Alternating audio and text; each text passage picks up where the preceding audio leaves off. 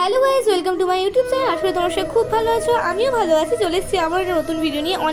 অনেক দিন পর তোমাদের সাথে আবার একটা নতুন ভিডিও নিয়ে চলে এসেছি। আর আজকে হচ্ছে বাবা লোকনাথের তিরোধান তিথি উপলক্ষে আমার বাড়ির লোকনাথকে আমি কিভাবে পুজো করলাম, কি ভোগ রান্না করে দিলাম, সমস্ত কিছু শেয়ার করেছি এই ভিডিওতে। তো চলো দেখতে থাকো।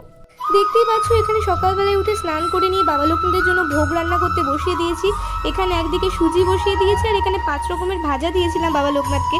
আলু ভাজা, কুমড়ো ভাজা, বেগুন ভাজা, পটল ভাজা আর করলা ভাজা, আর 5 তরকারি করেছিলাম। এখানে 5 তরকারি করার জন্য ফার্স্টে পটল ভাজতে বসিয়ে দিয়েছি। এখানে মিষ্টি কুমড়ো ছিল, বেগুন ছিল, মূলো ছিল, ঝিঙে ছিল, ডাঁটা ছিল, লাস্টের ডাঁটা ছিল, সমস্ত কিছু দিয়ে আমি 5 তরকারি করেছি। একে একে সমস্ত সবজিগুলোকে ভেজে নিচ্ছি। আর সাইডে ছোট্ট কড়াইয়ে আমি লুচি ভাজার জন্য তেল গরম করতে বসিয়ে দিয়েছি।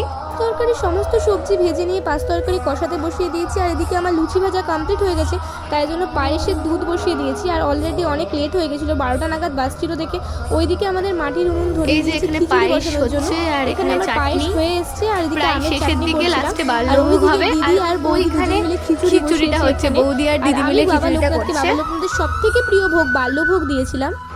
এইখানে আমি বাল্যভোগ বসিয়ে দিয়েছি বাবা লোকনাথের জন্য। ফার্স্টে জলটাকে ভালো করে গরম করে নিয়ে মিষ্টি কুমড়ো, আলু, পটল, কাটোয়া ডাঁটা, ঝিঙে এগুলো ভালো করে সেদ্ধ করে নেওয়ার পর আতপ চাল দিয়ে বাল্যভোগটা রান্না করে নিয়েছি। বাল্যভোগটা বাবা লোকনাথের প্রিয়, এটা আমি ইউটিউব থেকে জেনেছি। বাবা লোকনাথের পুজোর কিছু নিয়ম দেখতে গিয়ে আমি জানতে পেরেছি যে বাবা লোকনাথের বাল্যভোগ পছন্দ, তাই আমি বাল্যভোগটা দিয়েছিলাম বাবা লোকনাথকে। সমস্ত ভোগ রান্নার পর্ব শেষ করে বাবা লোকনাথকে আমি এখানে স্নান করাতে বসিয়ে দিয়েছি। আমি বাবাকে পঞ্চামৃত দিয়ে স্নান করিয়েছিলাম, ঘি, দই, দুধ, মধু, গঙ্গা জল দিয়ে স্নান করাচ্ছি। দেখতেই পাচ্ছ এখানে বাবা লোকনাথকে আমি স্নান করাচ্ছি।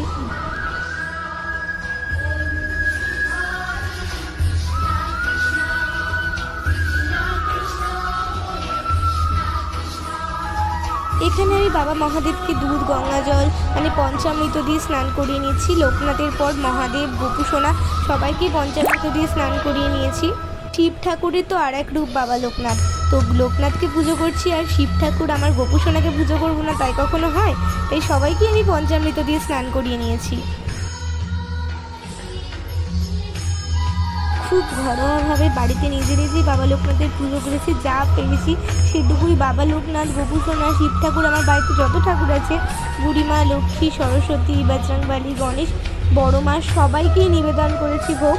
এখানে যা পেরেছি আমার সাধ্য মতন চেষ্টা করেছি।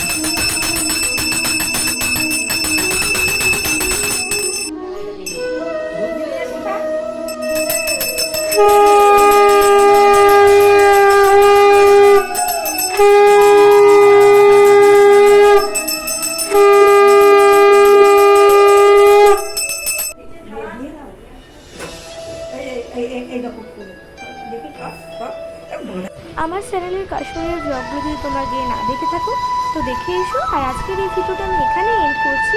ভিডিওটা যদি ভালো লেগে থাকে তো লাইক, কমেন্ট, শেয়ার আর সাবস্ক্রাইব করে দিও। তো দেখা হবে নেক্সট কোনো ভিডিওতে। টাটা।